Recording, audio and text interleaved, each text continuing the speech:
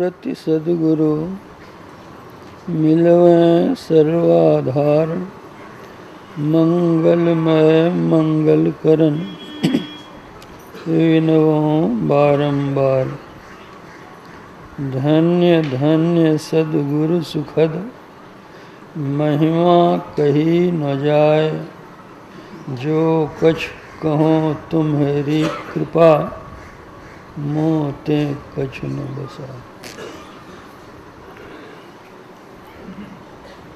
समवेत समादरणीय सज्जन वृंद, आदरणीय माताओं तथा भक्तिमती बहनों, अभी आप लोगों ने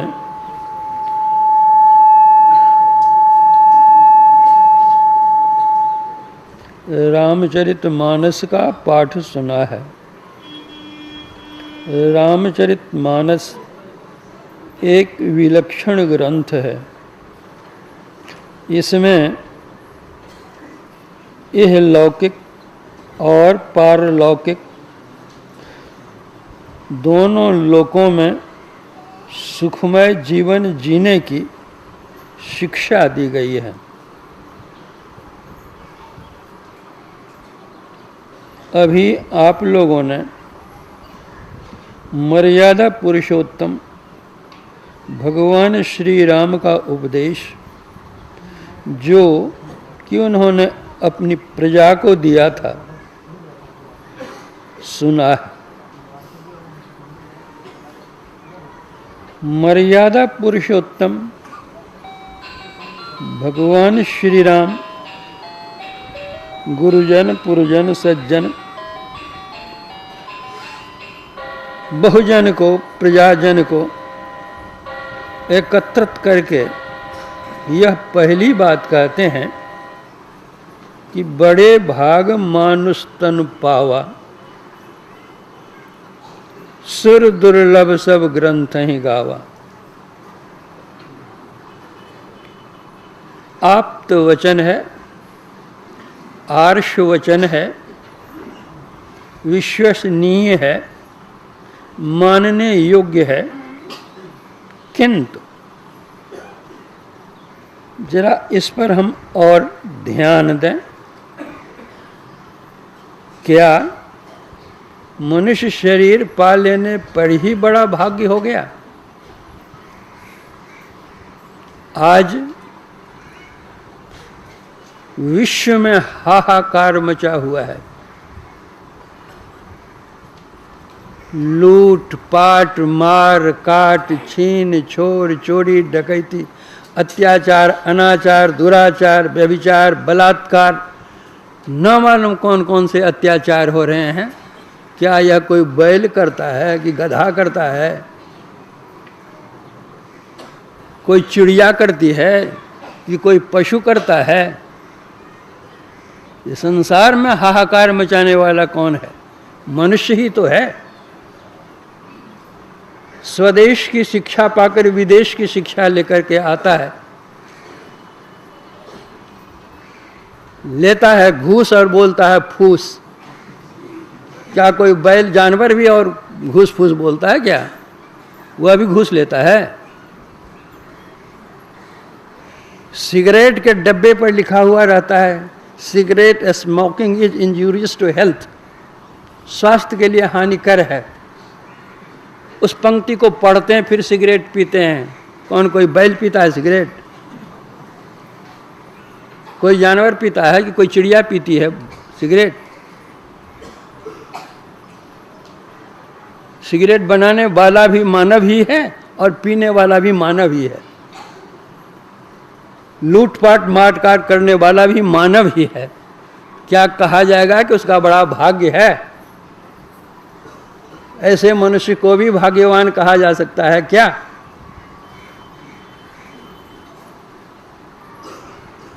फिर भगवान ने कह दिया कि बड़ा भाग मनुष्य तन पावा। तो क्या भगवान झूठ बोल रहे हैं? भगवान तो झूठ नहीं बोलेंगे। भगवान बतलाते हैं कि मनुष्य शरीर तो तुमको मिला है, जैसे जो बीज हम बोते हैं कल वही फल फूल देता है, उसी तरह मनुष्य शरीर रूप बीज तो तुमको मिल गया है। अब इसको सींचो, पौधा बनाओ, फूल निकलेगा, फल निकलेगा। वह कैसे होगा? वह तभी होगा जब हम सत्संग करेंगे। इसीलिए बड़े भाग पाइए सत्संगा। अगर हमको सत्संग नहीं मिला, कुसंग मिल गया, तो परिणाम क्या होगा? गोस्वामी जी ही उसी रामचरितमानस में लिखते हैं, कबहु दिवस मह निबिड़तम, कब हुक प्रगट पतंग, उपजय बिन सई ज्ञान जिमि, पाई कुसंग सुसंग। आजकल वर्षा ऋतु है। वर्षा ऋतु में क्या होता है? सूर्य है लेकिन बादल आया, अंधेरा छा गया। सूरज के रहते अंधेरा हो गया, कोई सूझता नहीं है।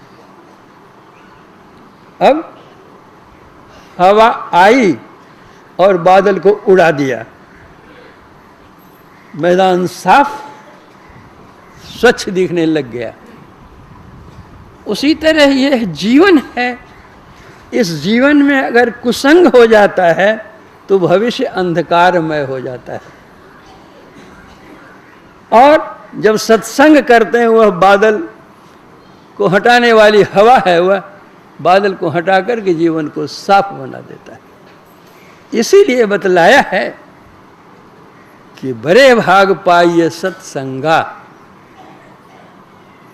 जिस जीवन में सत्संग नहीं है, भगवत भजन नहीं है, वह जीवन कैसा? गोस्वामी जी कहते हैं, ते नर नरक रूप जीवत जग। वो संसार में तो है लेकिन नरकवत है। भव भंजन पज विमुख अभागी। नहीं सत्संग, भजन नहीं हरि को, श्रवण न राम कथा अनुरागी, तब सुत बित दार भवन ममतानि से सोबत अतिन कबहुमति जागी। तुलसीदास हरि नाम सुधा तज, सठ हठ पियत विषय विस्मांगी। उसका जन्म कैसा है? शरीर तो मनुष्य का है, लेकिन उसका जीवन कैसा है? सूकर स्वान श्रृगाल सरिस जन। उसका जन्म किस लिए संसार में? जन्मत जगत जननी दुख लागी। अपनी मां को सताने के लिए ही वो जन्म लिया है। तो मनुष्य शरीर की विशेषता तभी होगी जब वह सत्संग करेगा। जंगल में गाय भैंस रहती है और जंगल में बाघ सिंह भी रहते हैं।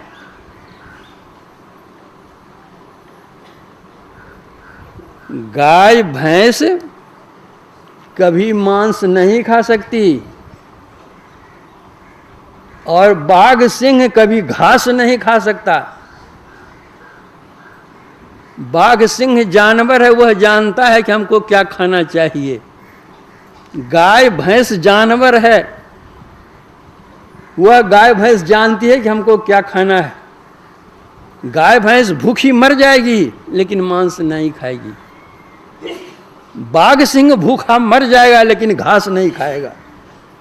तो जो जानवर वो उतना टेक रखता है, और हम कहते हम मानव हैं, बहुत बड़े विद्वान हैं, ज्ञानवान हैं, शिक्षित हैं, सुशिक्षित हैं और दीक्षित भी हैं।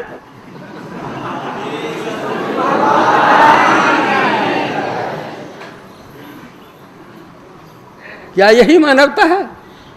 यही मनुष्य शरीर की विशेषता है?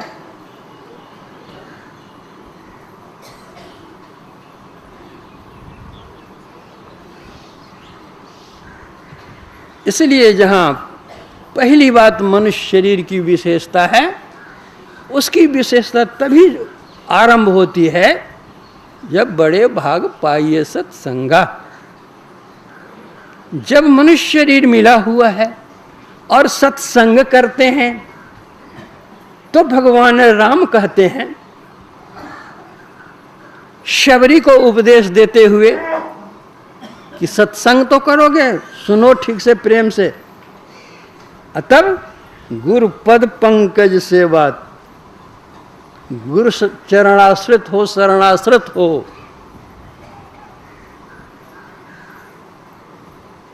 जो कोई सत्संग कर सदगुरु की शरण जाते हैं, जे गुरु पद अंबुज अनुरागी, ते लोग कहूं बेदहूं बड़ भागी। अब भाग्य और बढ़ गया, गुरु चरण आश्रित हो गया, गुरुमुख हो गया।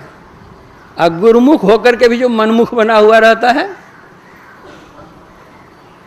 गुरु आज्ञा माने नहीं, गुरु ही लगावे दोख, गुरु निंदक जग में दुखी, कभी न पावे मोक्ष। उसको मोक्ष कभी मिलने वाला है ही नहीं। मनुष्य शरीर मिला तो क्या हुआ, सत्संग भी किया, गुरु की शरण भी गया, शिक्षा भी ली, दीक्षा भी ली, परिणाम गुरु गए कह के चला मुँह बह के। तो भाग्य में वृद्धि तभी होगी जब संत सदगुरु की शरण जाएंगे, उनकी आज्ञा का पालन करेंगे। बड़े लोग क्या करते हैं, हमारे गुरु क्या करते हैं, यह तुमको देखना नहीं है।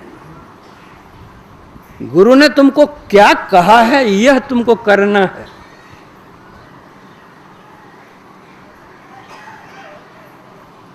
भान पिसान सर्वरस खाही, तिन कह मंद कहत को नाही।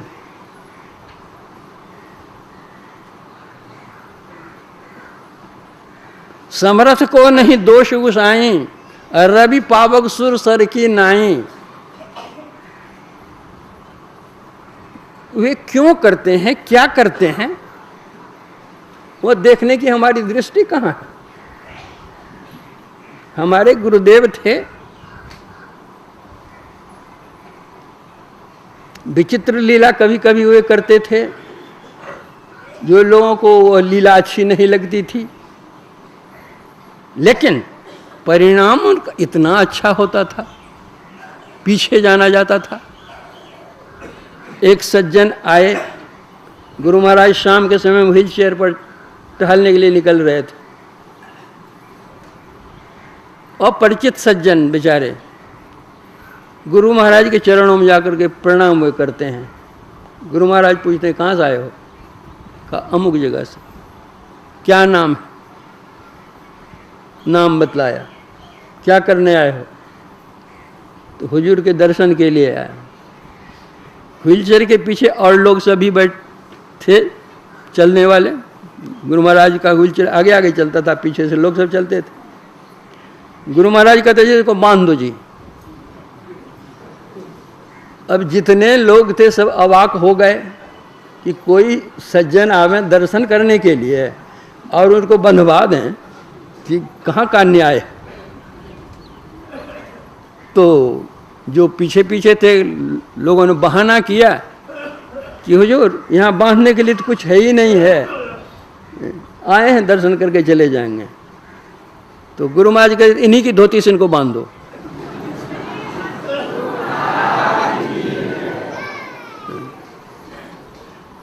धोती पहने तो बेचारे, उनकी धोती जो थी ऊपर का भाग, उससे उनके हाथ को लपेट दिया।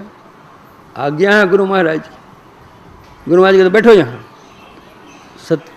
भीतर हॉल, भीतर में जो 2 ताड़ पेड़ हैं उसी के बगल में, रास्ते के नीचे बगल में बिठा दिया गुरु महाराज, बैठो यहाँ। बेचारा श्रद्धालु था, बैठ गया। जितने लोगों ने यह दृश्य देखा, सबके मन में यही बात आई कि गुरु महाराज ने अच्छा नहीं किया।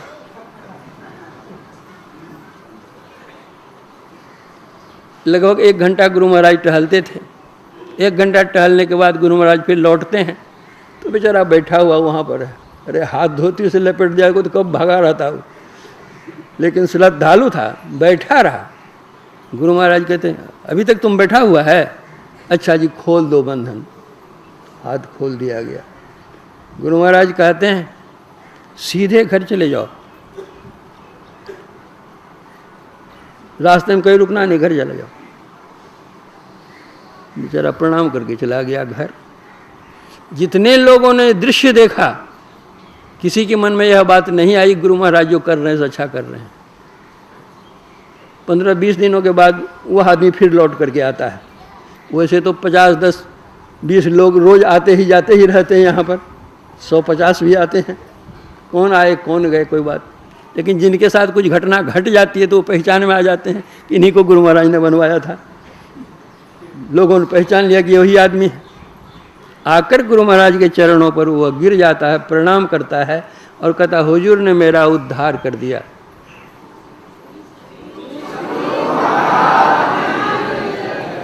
हुजूर मेरा कोई अपराध नहीं था, मेरे दुश्मन मेरे पीछे लग करके झूठा केस मेरे ऊपर कर दिया था।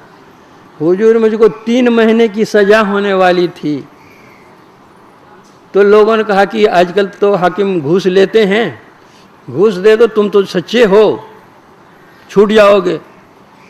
तो मैंने सोचा कि जब घूसे का जमाना है, हम जितना देंगे कहीं हमारे दुश्मन को मालूम पड़ जाए हमसे बेसी हो जाकर के दे दे तो हमारा तो वो घूस फूस हो जाएगा। तो हम चले सच्चे दरबार में घूस देने के लिए। तो मैं आया, हुजूर के चरणों में प्रणाम किया और हुजूर ने हमारा हाथ बंधवा दिया। हुजूर 3 महीने की सजा मेरी समाप्त हो गई। तो संत क्या करते हैं, क्यों करते हैं, गुरु हमारे लिए क्या करते हैं नहीं करते हैं, उसकी विवेचना करने की दृष्टि हम में है कहाँ। इसलिए तीसरी बात आ गई। पहली बात मनुष्य शरीर, दूसरी बात सत्संग, तीसरी बात गुरु चरणाश्रित।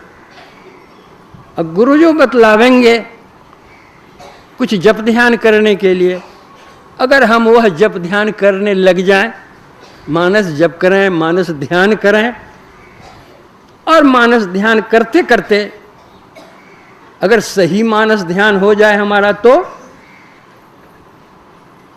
संत तुलसी साहब कहते हैं दर्शन उनके उर्माई करें बड़ भागी, तिनके तरने की नाव किनारे लागी।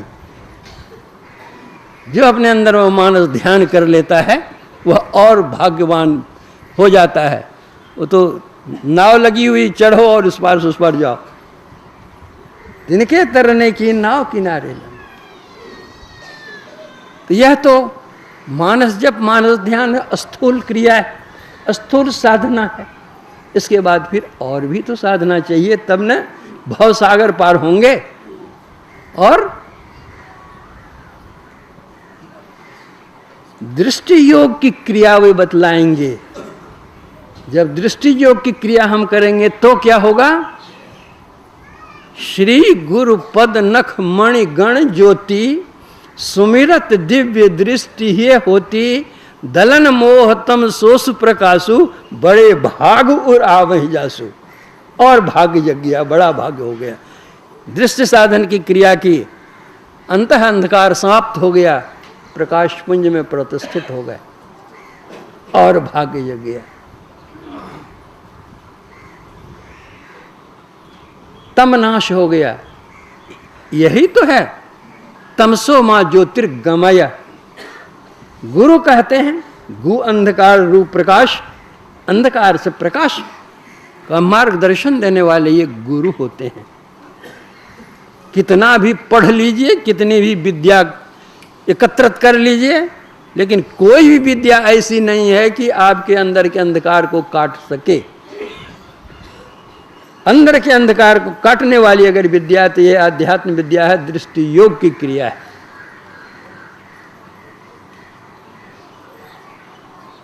और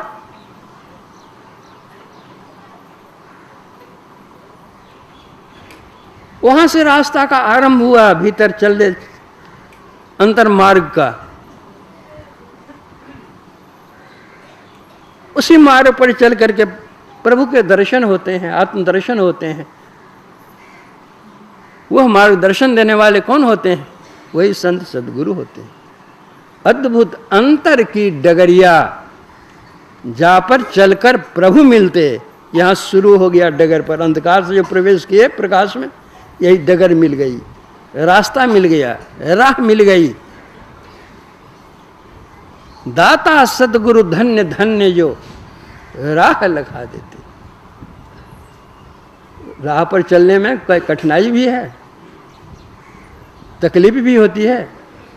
कहते नहीं नहीं, अरे चलत पंथ सुख हो तो महा है, महा सुख मिलेगा। सामान्य सुख को कौन कहे? जहां अझर झरते, क्या अझर झरता है? अमृत ध्वनि की नौबत झहरत, बड़ भागी सुनते। अंतर में जो आंतरिक नाद है तुम्हारा, वह ब्रह्मनाद सुनने को मिलता है।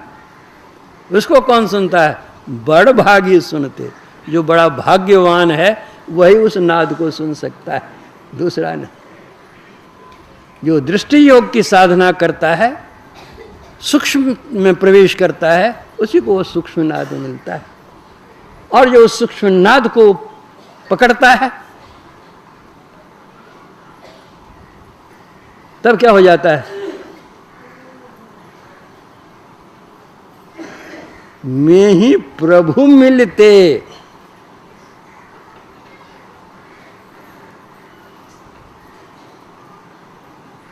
नाद में यह गुण होता है अपने केंद्र में खींचने का। तो जो उस नाद को सुनता है, स्थूल सूक्ष्म की संधि जहां है, उस नाद को जो वह सुनता है स्थूल के केंद्र पर, तो वह नाद आता है सूक्ष्म के केंद्र से। वह नाद खींच करके सूक्ष्म के केंद्र पर ले जाता है। सूक्ष्म के केंद्र पर जो नाद वह सुनता है, वह खींच कर ले जाता है कारण के केंद्र पर। कारण के केंद्र पर जो नाद वह सुनता है, तो वह नाद ले जाता है महाकारण के केंद्र पर। महाकारण के केंद्र पर जो नाद वह पकड़ता है, तो ले जाता है कैवल्य के केंद्र पर। और जो कैवल्य के केंद्र पर पहुंच जाता है, वह परमात्मा के पास पहुंच जाता है। में ही प्रभु मिलते, प्रभु मिल जाते हैं। आवागमन का चक्र छूट जाता है। दैहिक दैविक भौतिक इन त्रितापों से जो मानव संतप्त होता रहता है, सदा के लिए मुक्त हो जाता है। नर्तन की उपादेयता यह है। इतना कह करके अपने प्रवचन में मैं विराम देता हूँ। आज रविवार है, गुरु कीर्तन के लिए।